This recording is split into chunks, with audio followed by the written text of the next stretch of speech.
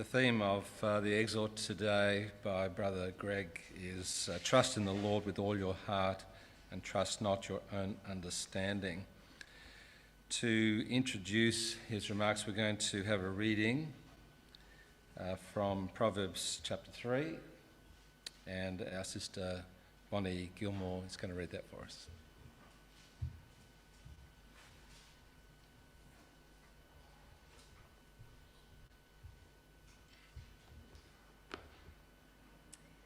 Okay, reading Proverbs chapter 3. Do I need to do something with this? Speak up. I'm really small. Yeah.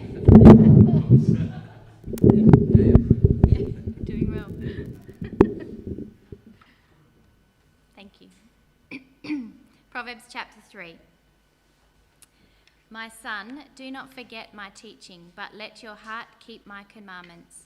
For the length of days and years of life and peace they will add to you. Let not steadfast love and faithfulness forsake you. Bind them around your neck, write them on the tablet of your heart, so you will find favour and good success in the sight of God and man. Trust in the Lord with all your heart, and do not lean on your own understanding. In all your ways acknowledge him, and he will make your paths. Be not wise in your own eyes. Fear the Lord and turn away from evil. It will be healing to your flesh and refreshment to your bones. Honour the Lord with your wealth and with the first fruits of all your produce. Then your barns will be filled with plenty and your vats will be bursting with wine. My son, do not despise the Lord's discipline, or be weary of his reproof. For the Lord reproves him whom he loves, as a father the son in whom he delights. Blessed is the one who finds wisdom and the one who gets understanding. For the gain from her is better than gain from silver, and her profit better than gold. She is more precious than jewels, and nothing you desire can compare with her. Long life is her right hand. In her left hand are riches and honour. Her ways are ways of pleasantness, and all her paths are peace. She is a tree of life to those who lay hold of her. Those who hold her fast are called blessed. The Lord by wisdom founded the earth. By understanding he established the heavens. By his knowledge the deep broke open, and the clouds dropped down the dew. My son, do not lose sight of these. Keep sound wisdom and discretion, and they will be life for your soul and adornment for your neck. Then you will walk on your way securely, and your foot will not stumble. If you lie down, you will not be afraid. When you lie down, your sleep will be sweet. Do not be afraid of sudden terror, or of the ruin of the wicked when it comes. For the Lord will be your confidence, and will keep your foot from being caught. Do not withhold good from those to whom it is due, when it is your power to do it. Do not say to your neighbour, "Go, and come again tomorrow and I will give it," when you have it with you. Do not plan evil against your neighbour who dwells trustingly beside you. Do not contend with a man for no reason when he has done you no harm. Do not envy a man of violence, and do not choose any of his ways, for the devious person is an abomination to the Lord, but the upright are in his confidence. The Lord's curse is on the house of the wicked, but he blesses the dwelling of the righteous. Toward the scorners he is scornful, but to the humble he gives favour. The wise will inherit honour, but fools get disgrace.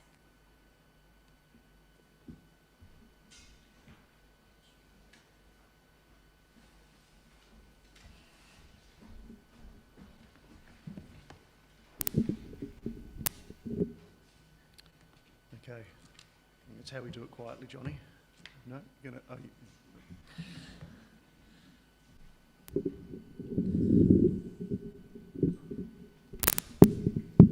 All right, how's that? So it's a beautiful proverb there that we've read this morning. And I had, this week, I almost had this proverb acted out to me. I just want to relate the story to you because it's inspired the exhort. So I was travelling home from work in the car. It's about 5 o'clock, and Cheryl calls, and she says, "Oh, look, I'm out with the kids. Going to be out for an hour or so. You know, can you organise dinner and you get home?" I thought, "Oh, okay." Well, it's fairly unusual in our house to have no one in it at the end of the day, so I took the opportunity to go and visit my father, and just dropped past his house to see whether they were home.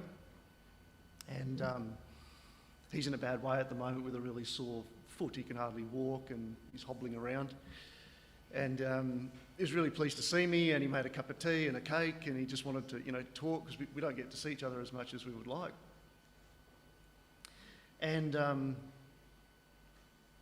I was relating to him some of the things that are on my mind, and with work, related to work, and some of the decisions coming up and plans and so on and so forth. And I was rattling through them all with him. And he said to me, he goes, "Stop." He said, "My son, I've told you this before, and I'm going to say it again. I want you to listen to me. Trust in the Lord with all your heart and lean not on your own understanding." And they were really powerful words. Now, no son, of course, ever acknowledges that his father's speaking truth, and I hear it. With my own kids, they pretend they don't listen, but actually you do. And it really hit home, because I had been thinking, "Oh, I'm going to do this, I'm going to do that," and had all these plans in mind. And he could see, and I think this is the role of a father, isn't it, to sometimes go, "Look, Greg, you really acknowledge God is the one that's directing your paths, not you." And so that's the theme of this morning's exhort. Been thinking about it and share a few thoughts with you from this proverb. And it even starts the way Dad started there, verse 1, "My son, don't forget my teaching, but keep my commandments in your heart." And as I started to read the proverb and read that, you can sort of see this proverb is written from an older person reflecting on their life's journey and trying to impart, as every parent wants to do. Every parent wants their children not to have to suffer the things they had to suffer, or learn the hard lessons they had to learn, and try to make their life easier for them, and try to impart those things to their children. And most of us, would do well to listen at times to our parents. Now, it must have been a month or 6 weeks ago, recently did a study and exhort around how awesome God is, and how, when we contemplate how absolutely supreme and awesome and powerful God is, as I think Brother Brian mentioned in his opening prayer, like everywhere we look, we see the wisdom and power of God, and our own dependence on him, and relative to who he is. If he created the universe and everything in it, we are just not even ants. We're so dependent on him. He is so far above us and so awesome. And that will naturally, when we contemplate that, put us in a place of, and the Bible describes it as fear of God, or just standing in awe of him. And that is the start, and the Psalms illustrate how that's the start of the relationship with God, when we can see how great he is. And once we can acknowledge that, God says he can be our friend, and that relationship matures past fear into friendship and love. And I'm just keeping your hand here in Proverbs. Let's just flip back to Psalm 33, where David is reflecting on his life and God's hand in his life. In Psalm 33, verse 18, it says there, "But the eyes of the Lord are on all who fear him, on those who hope in his unfailing love, to deliver them from death and keep them alive in famine. We wait in hope for the Lord. He is our help and our shield. In him our hearts rejoice, for we trust in his holy name. May your unfailing love rest upon us, O Lord, even as we put our hope in you. Now, those are the words of David, and if you reflect just briefly on, anything at all about the life of David, we know that he exemplified, I think, this proverb about trusting in God and not leaning on his own understanding.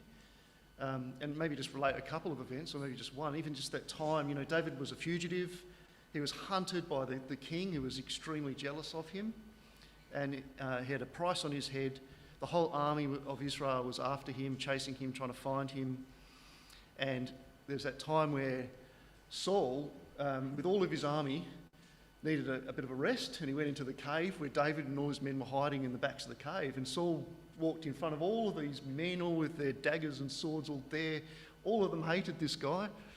And David, who's being hunted by him, is standing there, and all of them said, "Look, David, he's put Saul in your hands. Just God's done this. Go and grab your dagger and put it through the guy, and let's be done with it." And you might be able to rationalise that if you were David. You think, yeah, well, maybe God has done that. Look, here he is. But David feared God. And we see that all the way through David's life. And he, faced with that fork in the road, he didn't do that. He just cut off a little bit of the robe from Saul. And he said, I can't touch God's anointed. God anointed this king over Israel. God is in control, not me. And he just took that, he just snipped the robe, and we know obviously the story goes on where God does make David's path straight, as it says in this proverb, and does deliver David, and he finally does become the king, and Saul does pass, but all with the hands of God. David didn't have to take things into his own hands. And I think my Sunday school class this morning, and I didn't teach because I was having a look at my exhort, but studied Goliath, the story of Goliath. It's David and Goliath. And when David's standing in front of Goliath, you can see where David's mind always is. He says in 1 Samuel, we won't go there, but he says, "You come to me with sword and spear and javelin, but I come in the name of the God Almighty, who you have defied. This day he will hand you over to me." And this is this little boy with a sling in his arms facing this huge giant, with javelin and sword and spear. But his confidence was always on God, and it wasn't in his own power.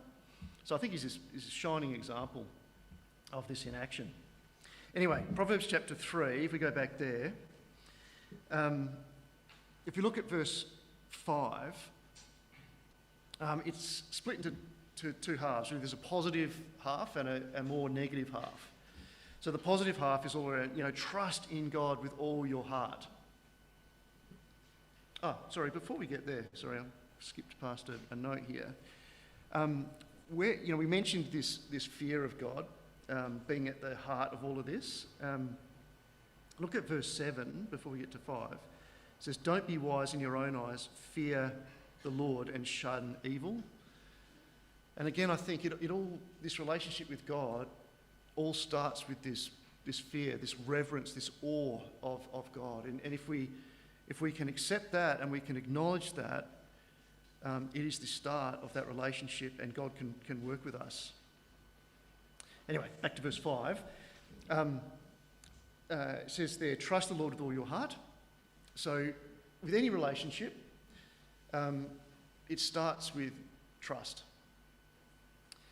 And I even think back to maybe when I was first dating Cheryl, and she was about 16 or 17 years old, and she was going off to a youth conference in Sydney without me because I had some exams to do, and I was terrified that some bloke might come along and sweep her off her feet, and I spent that week in abject terror that I'd lose this beautiful girl that I was in love with, and obviously that didn't happen. But it shows the immaturity of the relationship that I was concerned about that. And as a relationship blossoms and matures, it develops into a state of trust that you don't think you know and trust each other to a huge degree, and it demonstrates a much more mature relationship. And so it is here. with a relationship with God. We've moved past this fear, and now that friendship and that love and that trusting relationship exists, and there's this confidence that can exist in God, and this hope, and this surrender that we can offer to God to direct us in our lives. That's the theory, at least, right? But as I think my story to start with is, all of us, it's easy to forget that and lapse away into sort of our own path. And that's the warning here in the second part. Don't lean on your own understanding.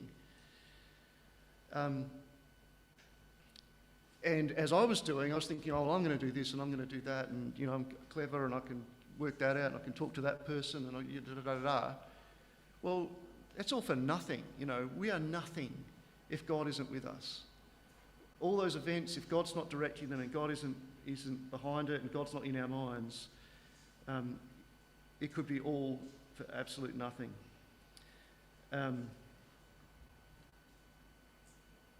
so I think throughout our lives,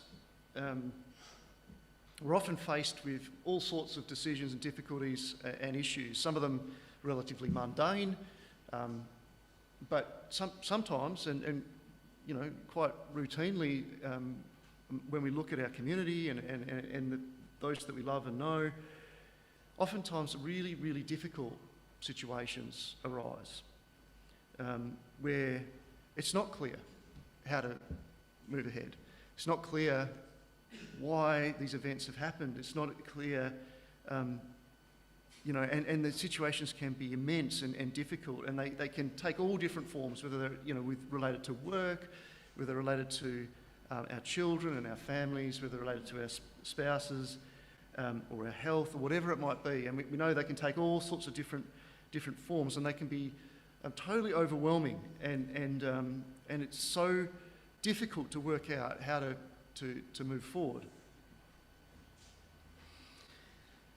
But the words of the Proverbs, I think, do help us in as much as if we can trust in God and we can strike out in faith, God does promise that in verse 6, in all your ways acknowledge him and he will make your paths straight. And the sort of vision I get here is when we're confronted with difficulties and issues and decisions and problems, it can look like, imagine like you were like me as a kid, where you used to do those mazes and you're trying to get from A to B, and you're trying to work out how to solve this crazy difficult problem, and you can't work out how to get through that. It just looks like this maze in front of you, this fog that descends over. God's promise is that if you trust in him and you strike out in faith, that he will help and direct your paths and make them straight. And this morning, to maybe illustrate this principle, I wanted to go and look at the story of Ruth, because I feel like that story is just like this principle in action. And it's a hugely emotional story, like just reading it yesterday and going through it this morning. It's just such a beautiful, emotional story, but it just highlights a person that really lived this principle in her life. And so let's go over to Ruth and spend some time there reading that story and seeing how she, the decision she made and the actions that she took. In Ruth chapter 1. Now maybe just painting the scene here. Ruth is written during the times of the Judges. So that's just after Israel came into the land. They didn't have a king, so they're all disparate tribes. And there was that cycle that happened where they sort of left God's ways. God brought persecutions upon them. They repented. God brought a judge. Things were all put back on track, and then the cycle, went round again. In Judges chapter 10, verse 6, it talked about the false religions of the nations around, and it specifically calls out Moab as being a huge influence for false worship and false religion. and two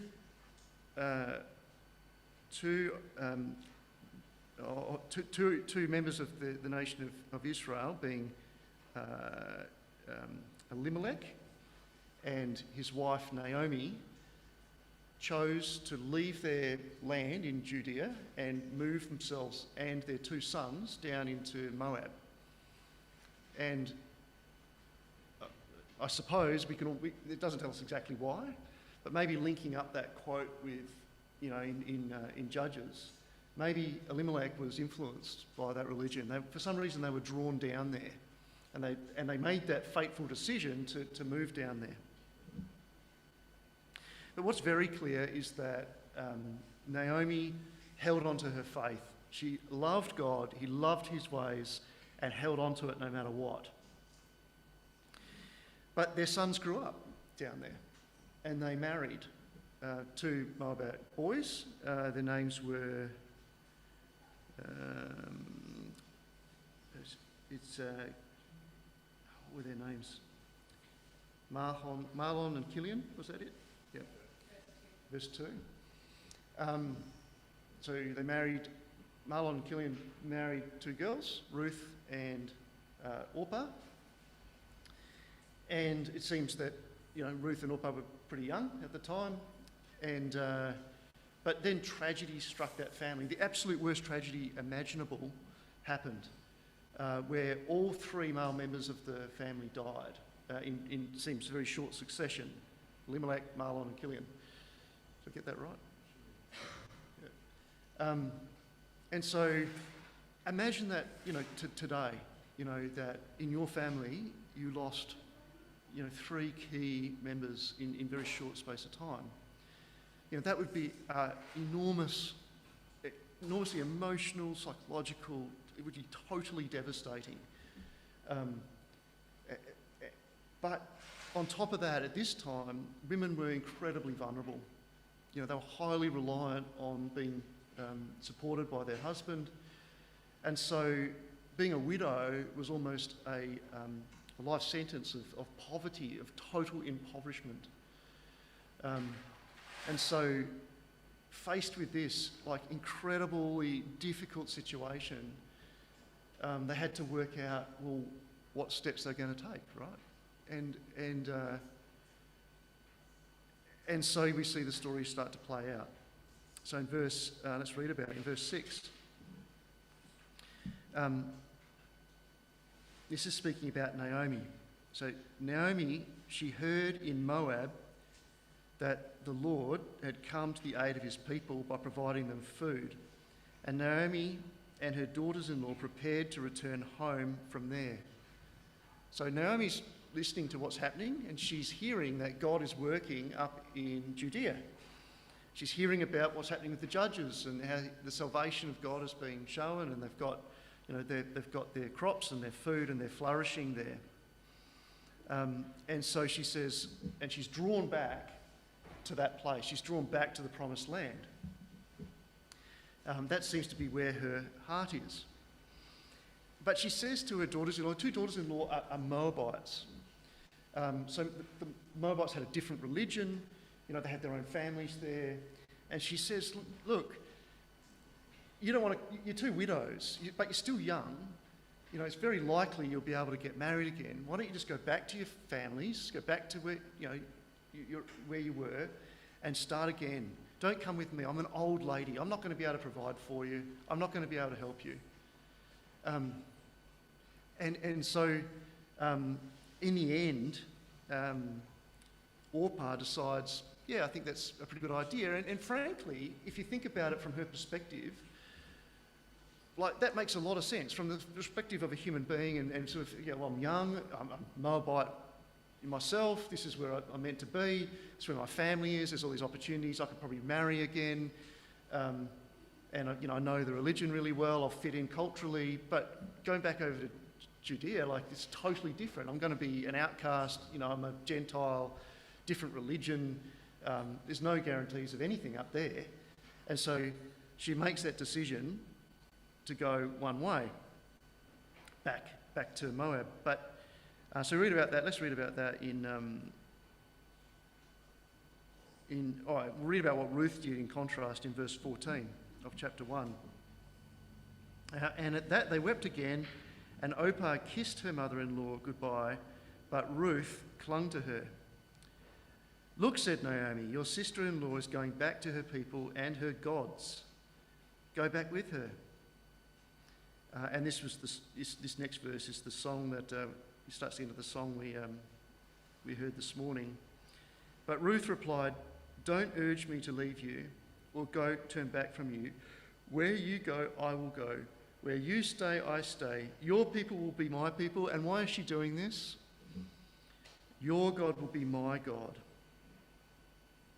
It seems that so often, whenever you see Naomi speaking, she's speaking about God, right? And God's ways and God's providence and so on. And the inference is that she's been a heavy influence on Ruth. And she's spoken to Ruth at length about God, and Ruth's developed an appreciation of the God of Israel. And it's that draws her back. That, in her mind, although it's not the logical decision in terms of what she could bring to the table, it'd be much better to go back to Moab, she's drawn the other way. She knows that's the right thing to do if she thinks through what God would want. Let's continue on. "Where you die, I will die." That's in the promised land. "Where you will be buried, and there I will be buried."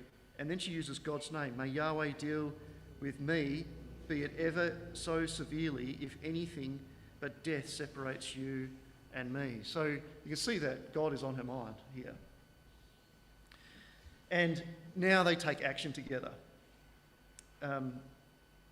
And they commit to that course of action. And if you think about it, these are two women, again, much more vulnerable during these times.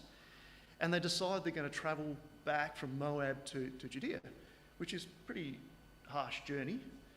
And I've got this vision of these two women with the sun beating down on them in the desert and scrub, pack on their back, trudging together off, and they've got to go from Moab back up north, then down into the valley, the Jordan Valley, then up over the mountains, and then back into Judea, risking not just the physical effort and exertion required, but their safety would have been in jeopardy as well. It wasn't safe to travel in those times.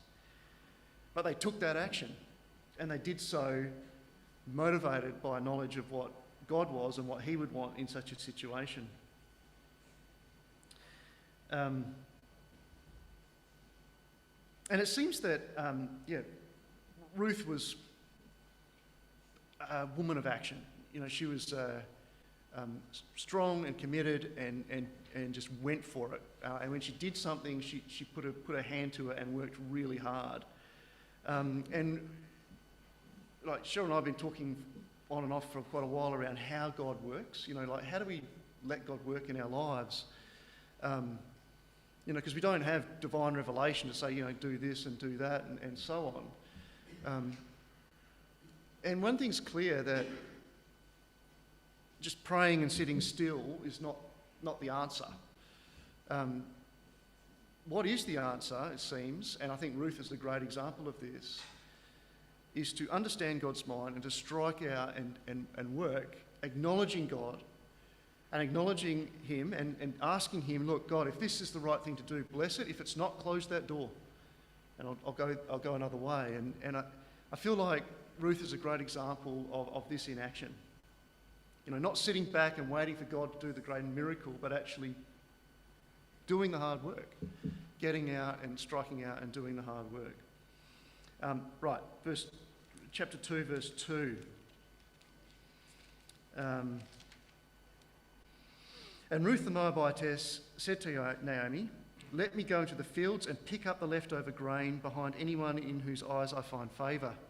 So Ruth would have known that under the law, there was that provision for widows to be in the field and to collect the grain that was missed by the reapers.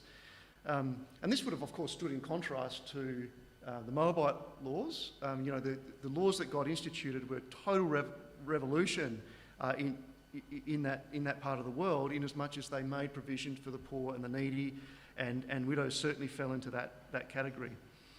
And Ruth knew this provision under the law, and she struck out to go to the field and to take advantage of it. And Naomi tells her to go ahead and do it.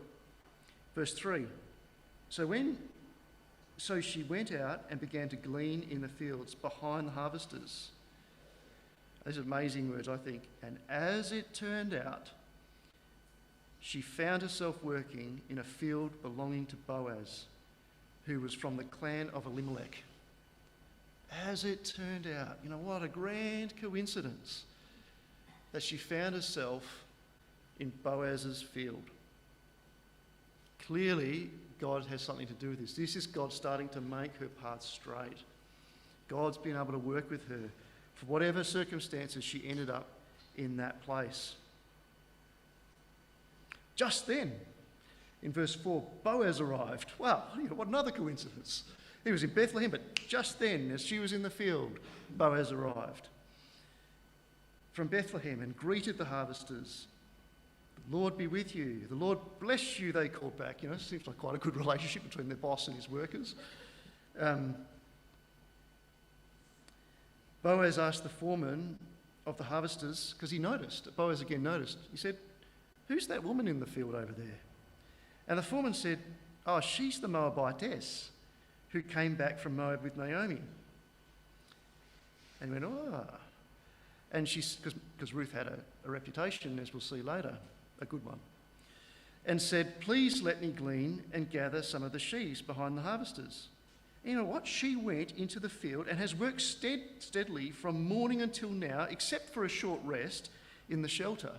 So her hard work was noted. She was a woman of action and hard work. And it reminds me of this proverb, the virtuous woman. I'll just pick one verse out here if I read my own writing. It says in Proverbs 31 verse 16, "She sets about her work vigorously.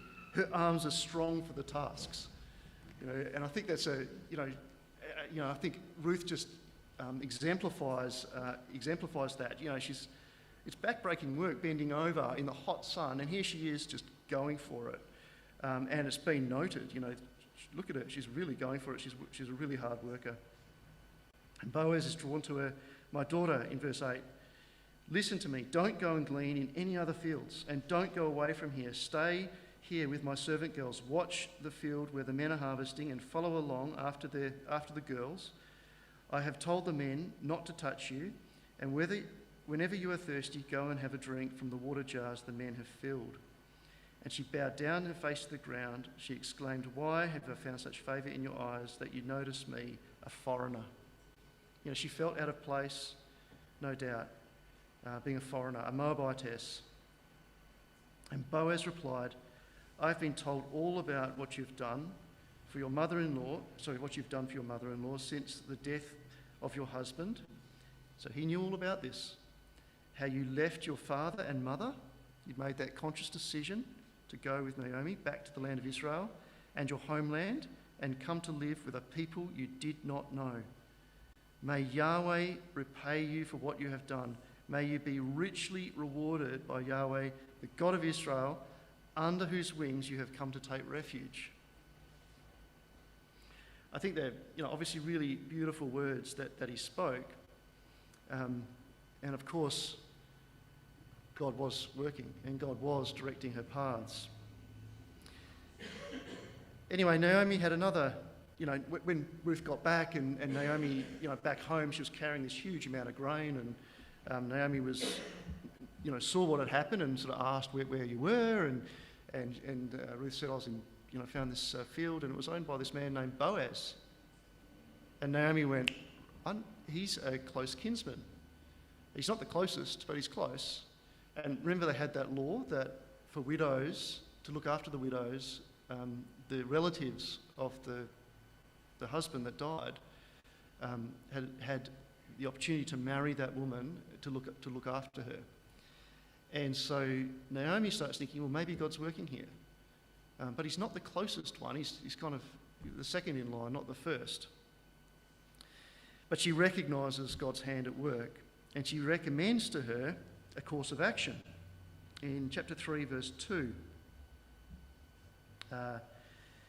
is not Boaz, she says, with the servant girls you have been, is not Boaz, with whom the servant girls you have been, a kinsman of ours? Tonight he will be winnowing barley in the threshing floor. Wash and perfume yourself and put on your best clothes and go down to the threshing floor, but don't let him know you're there till he has finished eating and drinking. When he lies down, note the place where he is lying, then go and uncover his feet and lie down. He will tell you what to do. Ruth says, I will do whatever you say. So she went down to the threshing floor and did everything her mother-in-law told her to do. So again, takes action, faithful action. When Boaz had finished eating and drinking and was in good spirits, because this was quite the party, at the end of the threshing season, they had a really good evening together. He went down to lie down at the far end of the grain pile, and Ruth approached quietly, uncovered his feet, and lay down. In the middle of the night, something startled the man, and he turned and discovered a woman lying at his feet. Who are you? He asked. I am your servant Ruth, she said. Spread the corner of your garment over me, since you are a kinsman, a redeemer. And this was essentially a marriage proposal. This is highly symbolic. In fact, remember when Boaz said, the God of Israel, under whose wings you have come to take refuge? That word wings now is the same word that's used for the skirt. It's exactly the same word that we don't see because English isn't the same as Hebrew, of course. So the corner of your garment is the wings of the garment. And so incredible symbology about Ruth really requesting that she's going to take refuge under his wings. And Boaz says, the Lord bless you, my daughter. With this kindness is greater than that which you have showed earlier. You have not run after the younger men, whether rich or poor. And that would have been trusting in her own hand, right? That would be the natural thing to do. And now, my daughter, don't be afraid. I will do for you all that you ask. All my fellow townsmen know that you are a woman of noble character. Clearly, Ruth was a woman that stood in fear of God. That was clear to everybody that saw her. It was clear to Boaz, and that was of high value to Boaz. And it seems that Boaz, by inference here, was an older man. Maybe he himself was a widower. We don't know. But we can see, again, God's hands making her path straight here. Over the page, chapter 4, we know the story goes on. We won't go through all the handing over of, they had very strange contractual mechanisms back then about handing over sandals to sort of seal the deal. Which would have been, Becca would have been a whole lot easier than contracts and whatnot. I think just standing up and handing shoes to each other and everyone witnessing that would have been much better. So the contract was sealed and Boaz took on that role as the Redeemer and took Ruth as his wife and that marriage, from that marriage came a son. In verse, 15, chapter 4, verse 15.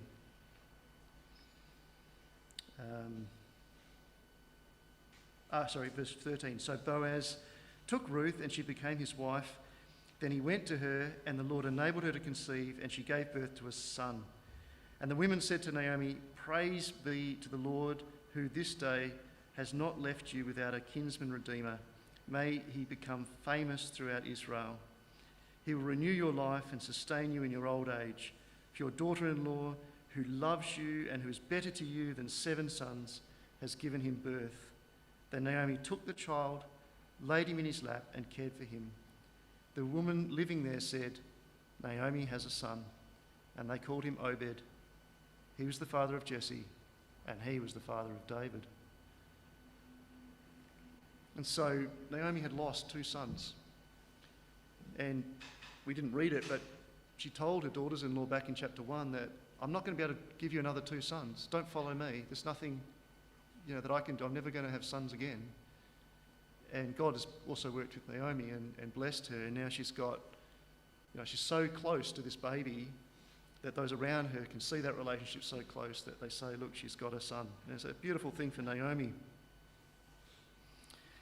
But what's interesting is that son had a son whose name was Jesse. And of course, Jesse had a son whose name was David, who went on to kill Goliath and so on, and set up the kings of Israel that continued from that point forward. And so if you think about that vision of those 2 women setting out from Moab with the packs on their backs, sandals on, trudging, sweating, sun, dust, threats of violence potentially on that way, could they possibly have imagined how God would direct those paths? There's no way you could possibly imagine that Ruth was going to be taken in by Boaz. Even that alone would have been, it's just such a miracle, those events, that she just happened to be in that field, that he just happened to look at her and so on and so forth. You can see God's hands working, but much grander than that. She couldn't possibly have imagined that there was a whole level on top of just her own personal life where God was starting to work out his plan, and she was a key part of it, and her decisions and her action and her hard work and her sweat was contributing to that, because she was the great-grandmother of David.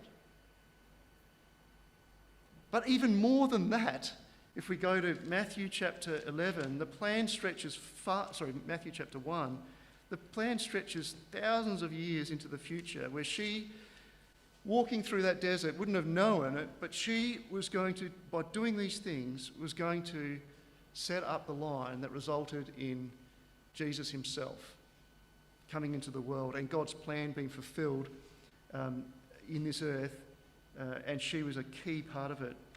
So Matthew chapter 1 is the family tree of Jesus.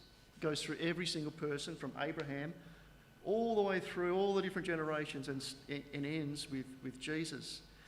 And in Matthew chapter 1, let's just start from verse 5. Salmon, the father of Boaz, whose mother was Rahab. So Salmon married Rahab, who was a Canaanite prostitute, and their son was Boaz, who ended up just being in that field at the right time. And Boaz, the father of Obed, was whose mother was Ruth. And Obed, the father of Jesse, and Jesse, the father of King David, and David of Solomon, and all the way on till verse 16. And Jacob, the father of Joseph, the husband of Mary, of whom was born Jesus, who is called Christ. So again, would those 2 women know that their decisions were going to be part of God's overarching arc, not just in their own lives, which was amazing in itself, but resulting in Jesus, the great King, that would take away the sins of the world and ultimately bring about God's great plan and purpose with mankind. Just wanted to end this morning's exhortation by going across to Matthew chapter 26, because I think Jesus himself is a great example of the proverb in action as well, where he trusted in God with all his heart. He didn't lean on his own understanding, and God made his paths straight. And if you think about Jesus' life, we know that to be true. But Jesus knew that his life was going to culminate in the way that it did. He knew, that the Passover lamb that was slaughtered represented him. He also knew it was going to happen at that time. And so, he celebrated the Passover with his disciples, knowing that this was the last time he'd be with them before he was going to go through what he went through.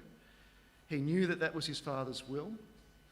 But Jesus was a man. Jesus knew that he repelled from that, like any one of us would, if thinking about the sorts of excruciating pain that he was going to go through. And Jesus had the power within him not to go through it. He could call on, so many legions of angels to take him off that cross. In Matthew chapter 26, verse 39, this is in the Garden of Gethsemane. Going a little further, he fell on his face to the ground and prayed, "My Father, if it's possible, may this cup be taken from me. Yet not as I will, but as you will."